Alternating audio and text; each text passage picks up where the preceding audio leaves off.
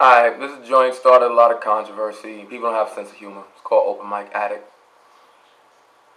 There's a problem I've encountered at a lot of open mics. I'm not trying to be melodramatic. I don't want to insult most of my other fellow artists or cause any unnecessary static, but there's this small few, this select group that I've noticed whenever they see the mic or the spotlight, they get an uncontrollable urge to grab it.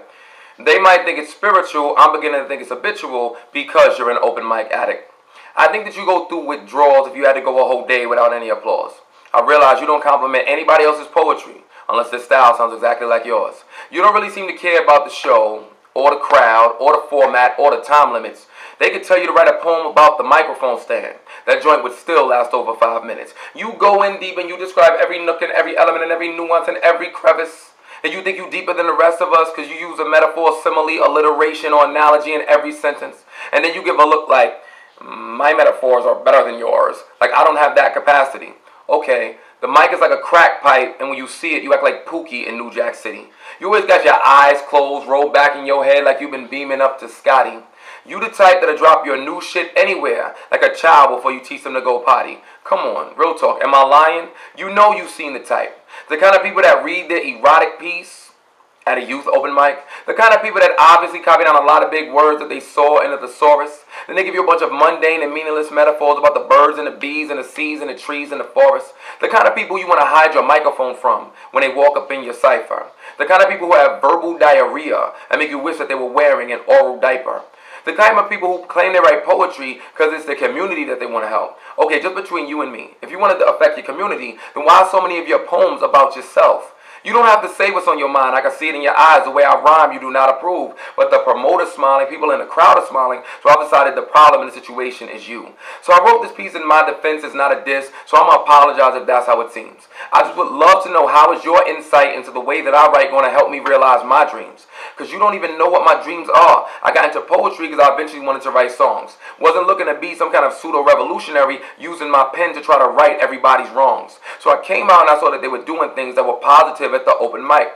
So then I wrote some new pieces that were clever and conversational because that's what normal people like. So I understand you want to deliver dope, that define dialogue that displays your verbal dexterity. You want people to compliment your comedy, the content for its cleverness and its complexity. But I have a degree in business, not literature. And it's a principle that I once learned. If this debilitates your ability to communicate, that's going to give you diminishing returns. So if you're getting diminishing returns, please don't give any advice to me. Because you do 5 open mics a week and 5 poems a night and you still can't sell 5 CDs. When I got into poetry, I saw people in small cliques that call each other stuff dope. I'm like, that's kind of funny. I come to realize now the dope they were referring to were pieces written by themselves and their fellow junkies. You know how I can tell when somebody's an open mic addict? I just listen to the things that they claim. Like how many times have you heard a poet say, I have poetry running in my veins? It's sad. I think that you injected it intravenously. Then you reject the MC like me because I can be conscious, clever, rhyme at the same time and do it all so easily. It is silly for me to use a bunch of similes because I don't use them in real conversations. Metaphors are just like drugs and alcohol, best used in moderation. And as far as all that excessive alliteration, that is like the generic imitation of real lyrics. It's when you don't have a real concept or real depth, but you want to give your poems that kind of appearance. And as far as all these analogies go, they're for poets that are anal.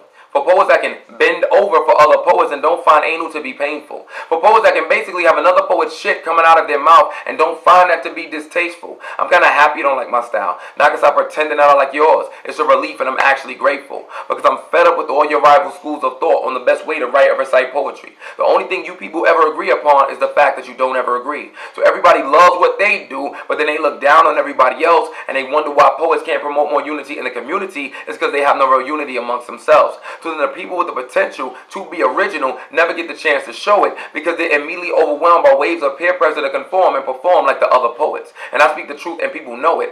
That's the reason they're laughing and clapping for me. Because the same type of self-centered elitist behavior they've encountered is the same thing that happened to me. So I decided to say, hey, I'm going to just stay true to what I do, BJ2, popular plain-spoken poetry with purposeful, powerful punchlines, and you could continue to write about how you made love to an angel somewhere over the rainbow and then you had a star child that you named Sunshine.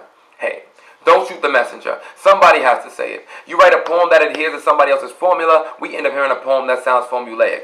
Most of these self-appointed leaders are dictators. People should be able to choose who they want to follow. You a hater if you sit in the crowd and judge and boo people at an open mic, because this is not amateur night at the Apollo. So, problem going on at a lot of open mics. I hope I wasn't melodramatic.